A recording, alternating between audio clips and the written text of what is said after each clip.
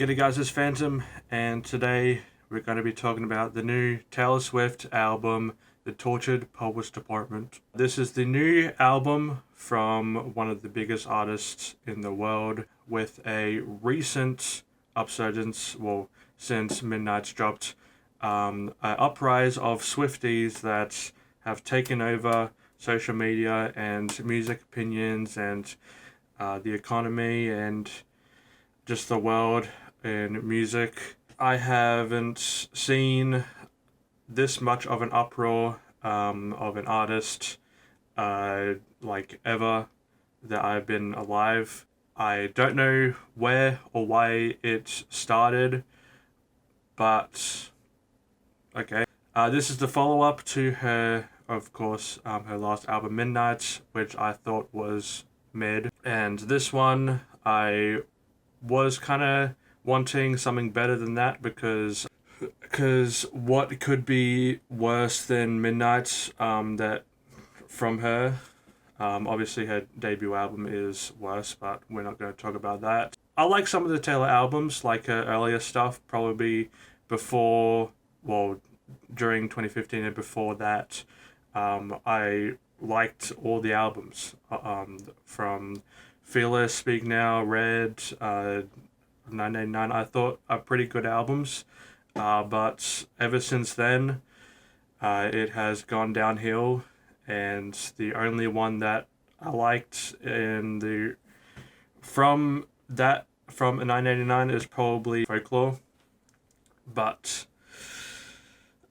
the other ones were pretty bad, and this album is no exception. This may be her worst album, and I don't know how she can redeem herself after this. Of course, Swifties are going to be loving this album. Anything that she puts out, they're just gonna kill each other over it. They're going to destroy anybody's mental state if they say anything against this album. They will say, "Oh, you don't understand it. You're a dude, so you don't understand." I understand more complex stuff than this, and this isn't even remotely complex at all. This is probably her most understandable album, even though that it is apparently her most personal album. But she's been saying that for years now. Well, she hasn't, but her fans have.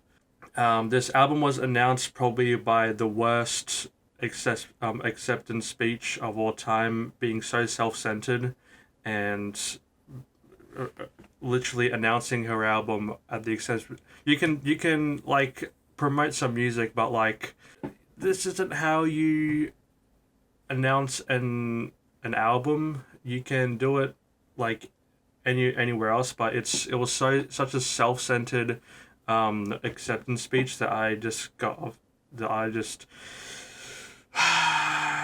but yeah, the music quality on his album is extremely lackluster, and it is probably one of her most boring album. She is trying to replicate something that Lana Del Rey would put out, but I'm not going to insult her too much because I like her music. But this is just a worse version of Lana Del Rey, and some I don't even know why, but all the Taylor Swift knockoffs make better Taylor Swift songs than she does. Like Olivia Rodrigo is amazing, and she makes way better Taylor Swift songs.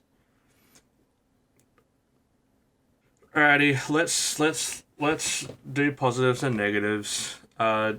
Positives is the Post Malone feature. I actually thought was pretty good. Even though that he wasn't exactly a feature, he was the background vocals. He did have like a small verse, but he was probably the best part. He probably had the most emotion and the most character in the entire album. And this is 31 songs, by the way, including it was 16 tracks, but of course you had to do a double album, which is now 31 with over 2 hours. Yeah, he had the most personality and the most character and the most emotion out of the entire album, and I don't really like Post Malone that much. But he was probably the best part. Even though the Fortnite is a good song, and it's probably one of my favorite ones from the album, but it's still not the best. And the follow up, the Torture Pulse Department, is just so corny and cringe. I'm gonna stick with positives. Just give me a second. Track number 10, Who's Afraid of Little on Me. I I don't like any of the song titles. The album title is bad enough. But Who's Afraid of Little on Me, I actually liked the song. It was pretty cool, and I did appreciate that. As well as Lost of My Life, Love of My Life. People be like, it's this, but I actually this song was actually beautiful, and it actually had the best lyrics in the entire album. Yeah, this is actually good. And then that's pretty much it for the actual album, as well as the feature of Lawrence the Machine. She was just so off on that song. She didn't fit at all, and I actually like Florence the Machine. Well, I like the song that she had in the Guardians of the Galaxy movie. That wasn't a good song at all. And then the other songs that I liked were from the other one. There was only two. The Black Dog was a really good song, as well as how it ended.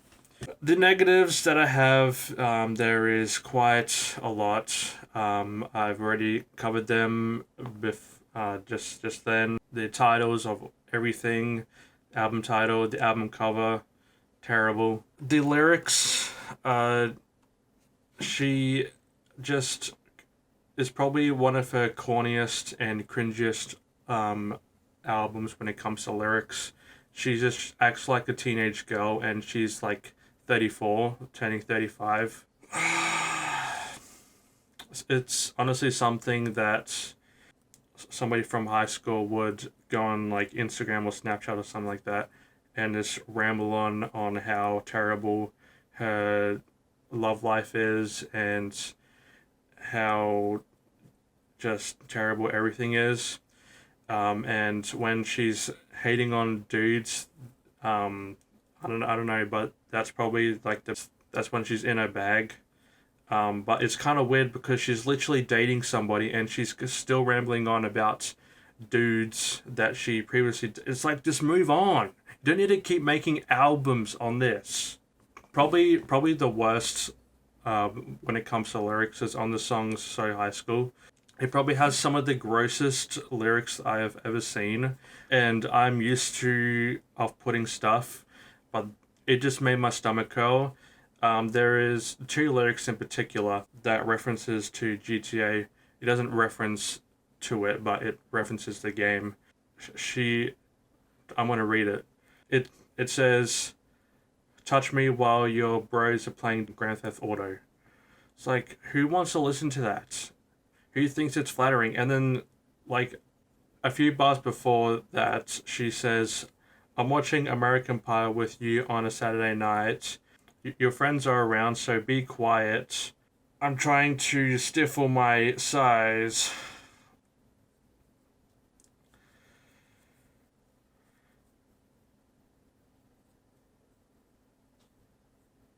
Yeah. And it's just that whole first verse that just made my stomach curl. And guys, I don't know about this one. I think I might just there needs to be a change when it comes to Taylor dropping music. And the lyrics aren't even the bad part. The production from Jack Antonoff, which is surprising, is pretty lackluster and pretty poorly produced and mixed, and like the sounds and aesthetics of this album just sound so choppy and gross and just drowned out that it's not pleasant on the ears. It is so lifeless. Jack is like, no, we're sticking to the 80s and you have to deal with it. Just like, find another producer and make a different sound, please. And another thing is that this album sounds like some throwaways from Midnight's, and put like 31 of them into an album. Like literally this album sounds like Midnight's but worse somehow. And there is a few, like one or two or three hype songs, which for this type of album, it isn't really like a big focal point for the sound of this album. But like at least having something that you can like enjoy instead of just sitting there almost falling asleep, because I almost fell asleep the first time I listened to it. Like literally every song sounded the same for 2 hours. There was only a few exceptions, which was the songs that I liked. But still, it still sounded mostly the same. Honestly, I just can't anymore.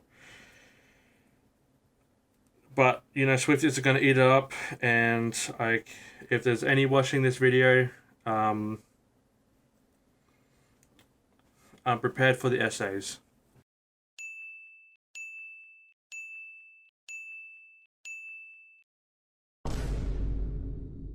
I don't really want to talk about this album anymore. I've already given you some of my thoughts. I don't want to expand on anything because I don't really care. Anyway, that was my review of the Poetry Department of the Department of the Apartment. Yeah. It's not good. Bye.